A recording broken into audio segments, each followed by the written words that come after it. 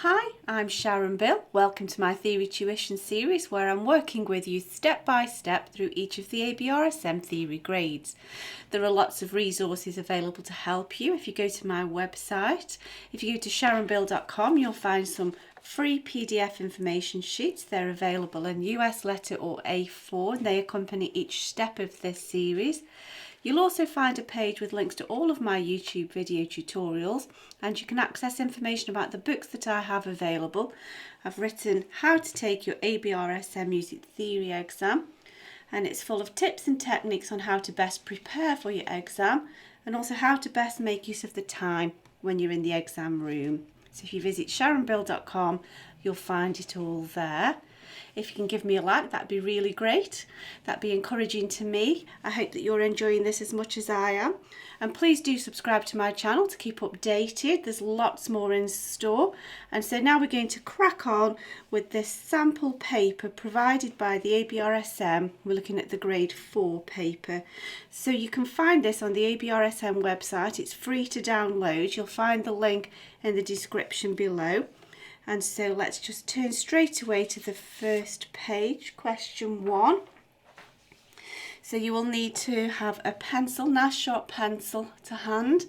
I always use a mechanical pencil, then you know it's going to stay sharp.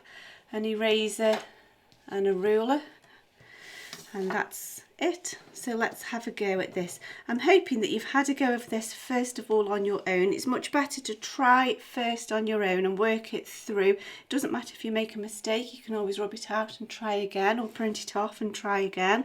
It's always better to learn by your mistakes. And so I'll now work through this one with you as well. So question 1A, it's all relating to this little extract of music here. So question 1A asks us to put the time signature at the beginning of the melody. So we can just count, let's find an easy bar. So I think this is a nice easy bar. So we've got 1, 2, 3, 4, 5, 6 quaver beats. And we need to decide whether that's 6/8, 6/8 notes, or 3/4, 3/4 notes.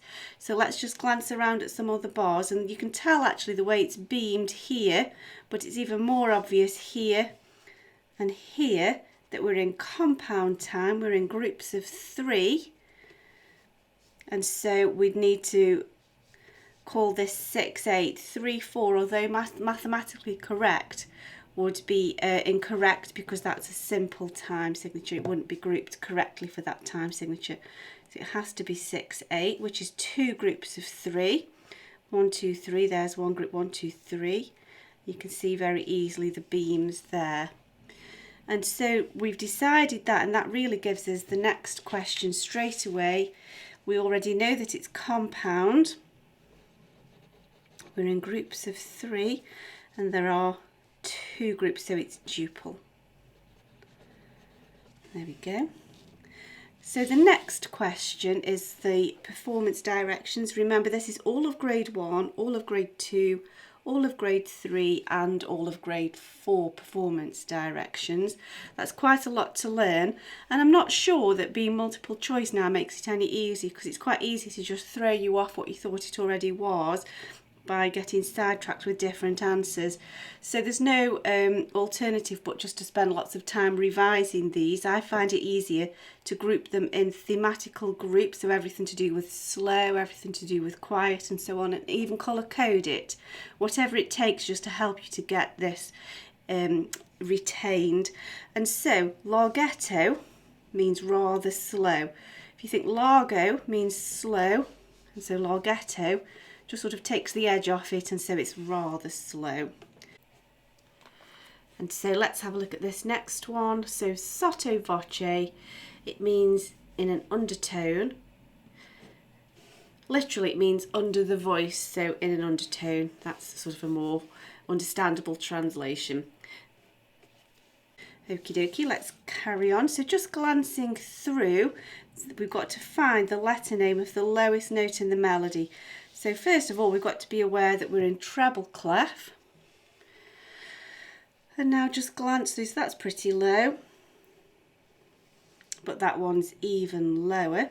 And if you're not comfortable with all these ledger lines, you can either count up your octave, 1, 3, 5, 7, 8, takes us to F, or work it out from middle C, C, D, E, F. The key signature doesn't affect that, so it's just plain old F. Looking through to bar 7 now, we need to name the ornament used. So here, now we need to watch out because there's a little line through it, so it's not the appoggiatura, which is evenly divided. It's the acciaccatura, or you could call it a grace note or a crushed note. It's where you technically squish it in, almost borrowing from the previous beat actually. So you could either use the classical term, lots of C's, double C's, again, acciaccatura, or, oh, I got a bit carried away dotting too many I's there, or you could call it a grace note, or you could call it a crushed note. There we go. Okay, so now the next bit, name a minor key that contains all the notes of bars 1 and 2. And this is where I suggest before you begin an exam, you write out your key signatures, write out your circle of fifths in any way that you find easy to remember, and do all of your thinking at once, and then you can just refer back to this. You do get given a piece of scrap paper in the exam, so make use of it and just get all of that down straight away. And now your brain's free to just apply that knowledge. You've already done all the hard work of thinking. So let's see what notes we've got. So of course we've got a B flat in the key signature. We've got a B flat there again. We've got a D flat. We've got an E flat, and we've got a G flat. And so if we've got to have all of these flats here, there would have to also be an A flat in the key signature, because the key signature would be B, E, A. The only reason there isn't one here is just there doesn't happen to be an A in this bar.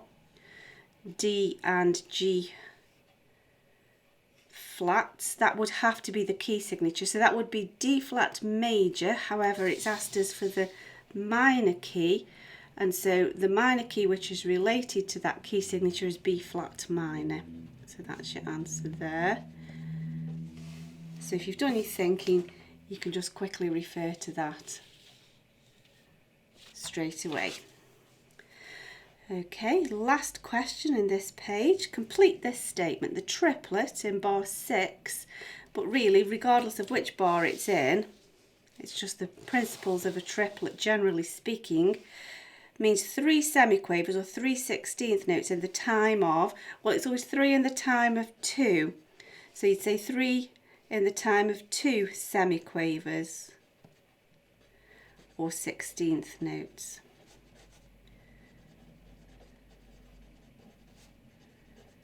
There we go, so that's that question done. So we're charging ahead, so let's press on to the next question. So if you turn with me, just get that out of the way. So to page 3 now. And again, you will still need to know your key signatures, because we need that to help us decide whether the intervals are major or minor, and so on. And so here we've got a fifth of some sort, 1, 3, 5, and so we would know that we've got half marks straight away, so we know that it's a fifth. Now we need to just watch out. We always think of our lowest note as the key note, so we're thinking in A major. A to E would be a perfect fifth. However, E flat is active here, making the interval smaller. If you want to just visualize that, A to E, 1, 2, 3, 4, 5, that's your perfect fifth, and it's been dropped down a semitone by the key signature, and so that's made the interval smaller, and so that makes it diminished. Remember, there's no major or minor when it comes to fourths or fifths. So a diminished fifth, there we go. So here we've got a 1, 3, 5, 7th. Our lowest note is C. C major would have B naturals, which is what we've got here, and so it's part of the major scale, and so we can be sure that that's a major 7th. next one. And so now it's quite tricky when you're thinking of a lower note. It's a flat. You could think D flat to A. However, if you begin by thinking D to A, we know it's a fifth. D to A would be perfect. However, from D to A, we've lowered down. We've actually, by lowering the bottom note, we've made the interval bigger. And so we've actually made an augmented fifth. Alternatively, you could think D flat major should have A flats, but because there's no flat there, it's gone to A natural. We've made it bigger, and you could work it out that way as well. Okie dokie, so similar process of thinking now, but just watch out, they've italicised some words here, so just keep your eyes peeled. So after, there's your first clue. Write a note higher. Of course, it's always got to be higher. We're always counted upwards to form the named melodic interval. So here we've got harmonic intervals. They come together like a chord or a harmony. A melodic interval comes afterwards, so they've actually given you the way to do that as if it was in a melody. So we need to create an augmented fourth. So we've got our first, second, third, fourth takes us to D. A to D would be perfect. So to augment that, to make it bigger, augment it, we have to raise that. And there's our augmented fourth. So now then, we have an F sharp. We got to go up a third. So let's just first of all get our interval there. And now we need to make it minor. Now, F to A would be major. However, it's F sharp, and so we've actually, it's already smaller already, it's already a minor interval, so that's already correct. So we don't need to do anything to change that. There we go. Well, I think we'll leave it there. I do hope that that's made a good start to the paper. I'll go over the next section with you in the next video. So if you want to have a look ahead in advance, please do so. I do hope it's been helpful to you. If you can give me a like, that'd be really encouraging, and please do subscribe, there's lots more in store. Please do visit sharonbill.com and make use of all the resource available to you there. Thanks for watching, I'll see you next time. Bye.